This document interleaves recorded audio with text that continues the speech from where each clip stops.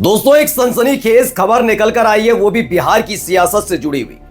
लगातार ये दावा किया जा रहा था कि नीतीश कुमार खासकर झारखंड के विधानसभा चुनावों के बाद जो नतीजे आए उससे नाराज चल रहे हैं। वो इसीलिए क्योंकि उनको पूरी उम्मीद थी कि एनडीए के साथ आने की वजह से झारखंड में इस बार सरकार बनेगी तो उनकी पार्टी का विस्तार भी होता हुआ नजर आएगा। लेकिन उनका सपना बीजेपी के साथ जाने की वजह से चकनाचूर हो गया।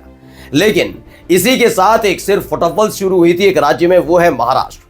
महाराष्ट्र पर खास तौर पर सभी की नजरें टिकी हुई थी, लेकिन नजर ज्यादातर टिकी हुई थी नीतीश कुमार की, क्योंकि साल 2005 से लेकर अब तक कम सीटें आने के बावजूद भारतीय जनता पार्टी ने हमेशा ही नीतीश कुमार को मुख्यमंत्री बनाया। बीजेपी क्या, आरजेडी ने भी यही किया। लेकिन इन सब के बीच इस बार नीतीश कुमार इसीलिए और ज्यादा सतर्क हो गए कि उन्होंने वहां देखा कि कैसे एकनाथ शिंदे को साइडलाइन किया गया और बड़ी पार्टी होने का दावा करते हुए देवेंद्र फडणवीस के सिर पर मुख्यमंत्री का ताज सजा दिया गया।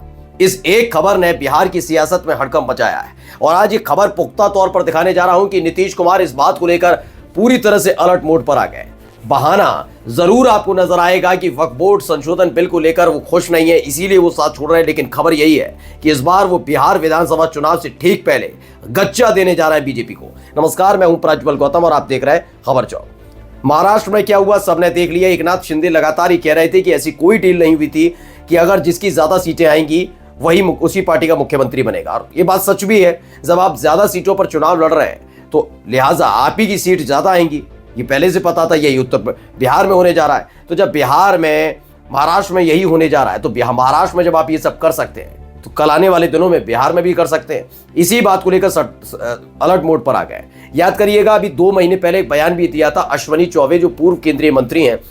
उन्होंने कहा था कि बहुत साल हो गए, नीतीश कुमार लगातार मुख्यमंत्री बनते रहे, अब बारी किसकी है, बारी बीजेपी के नेता की है कि वो मुख्यमंत्री बने। जिसके बाद नीतीश नाराज हुए थे तो आखिरकार अश्विनी चौबे के उस बयान को खारिज किया गया था और बार बार ये दोहराया गया कि नीतीश कुमार के नेतृत्व में ही न केवल चुनाव लड़ा जाएगा, बल्कि अगर ज्यादा सीटें आ जाती हैं, यानी बहुमत मिल जाता है गठबंधन को, तो फिर नीतीश कुमार ही मुख्यमंत्री होंगे। लेकिन अब नीतीश कुमार समझ गए ये सारी बातें कुछ और है, यानी हाथी के दांत दिखाने के और है, खाने के और है, और ये खेल किया जा सकता है। इसीलिए एक बड़ा कदम उठाने जा रहे हैं। और एक कदम किस वजह से उठेगा, पहले मैं एक खबर दिखा रहा हूं। देखिए, जनसत्ता की खबर है, इसमें लिखा हुआ है महाराष्ट्र जैसा बिहार में भी होगा 2025 में, क्या नीतीश कुमार को सीएम नहीं बनाएगी बीजेपी। यह खबर बहुत मायने में सबसे ज्यादा महत्वपूर्ण इस दौर में इसलिए भी हो जाती है क्योंकि नीतीश कुमार लगातार अलर्ट मोड पर है। उनको पूरा भरोसा है इस बार बीजेपी खेल करके मानेगी ही मानेगी, क्योंकि इस बार बीजेपी के नेता किसी भी कीमत पर ये कोई भी शंका नहीं छोड़ना चाहते कि नीतीश कुमार तक ये संदेश ना पहुंचे। यही नहीं, नीतीश कुमार की अपनी पार्टी के लोग जो खास तौर पर बीजेपी के इशारे पर काम करते हैं, वो खुल्लम खुल्ला ऐसे ऐसे बयान दे रहे हैं जिससे भारतीय जनता पार्टी के मुकाबले जनता दल यूनाइटेड कमजोर हो ही जाए। जिनमें एक नाम ललन सिंह का है, एक नाम संजय झा का है। ललन सिंह है तो जनता दल यूनाइटेड के सांसद, लेकिन वो बार बार मुस्लिम विरोधी बयान देते हैं, जबकि जानते हैं कि जनता दल यूनाइटेड जो है वो हिंदुओं के साथ साथ मुसलमानों के वोट कास्ट से भी सत्ता में लगातार बरकरार रहती है।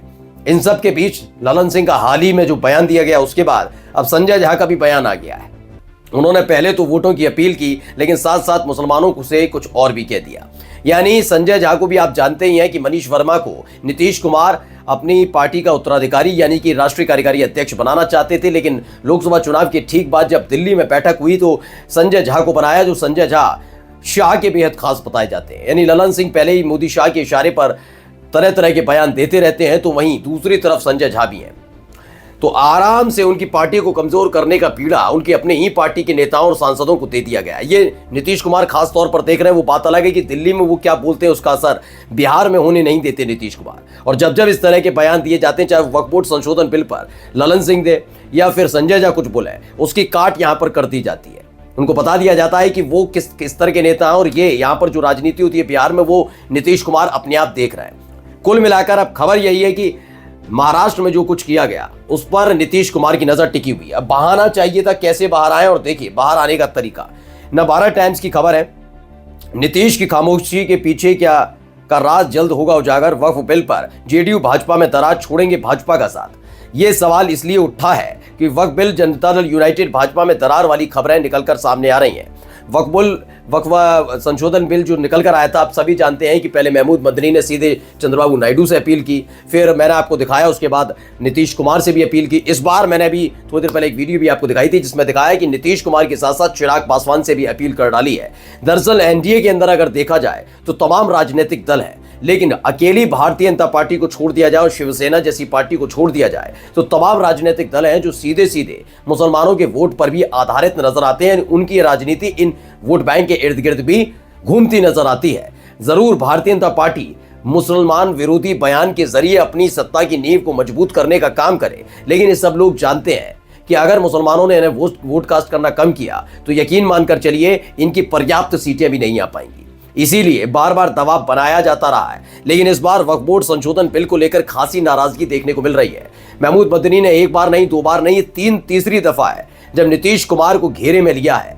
ऐसे में नीतीश कुमार पहले से ही जानते हैं कि अगर इन सब विरोधों के बावजूद भी जो ललन सिंह और संजय झा मोदी शाह के इशारे पर कर रहे हैं, मुसलमान वोट छिटक जाएंगे, पार्टी कमजोर हो जाएगी। कमजोर होने के बाद भी अगर चुनाव साथ लड़ा और सीटें पर्याप्त नहीं आई तो बीजेपी वही करेगी जो महाराष्ट्र में कर चुकी है। इनकी बातों का भरोसा नहीं। इसलिए माना जा रहा है कि जल्द ही एक बड़ा कदम नीतीश कुमार उठाने जा रहे हैं, क्योंकि आप जानते हैं 2005 से 2013 तक वो लगातार बीजेपी के साथ रहे, लेकिन 2013 के बाद से लगातार कभी आरजेडी कभी बीजेपी के साथ रहे, लेकिन छोटी पार्टी कम सीटें होने के बावजूद भी मुख्यमंत्री वही बनते रहे। ऐसे में मुख्यमंत्री पद का मुंह वो किसी भी कीमत पर छोड़ना नहीं चाहेंगे और वो जानते हैं कि इसके लिए डील कैसे करनी है। कुल मिलाकर नीतीश कुमार एक बड़ा कदम उठाने जा रहे हैं। नमस्कार।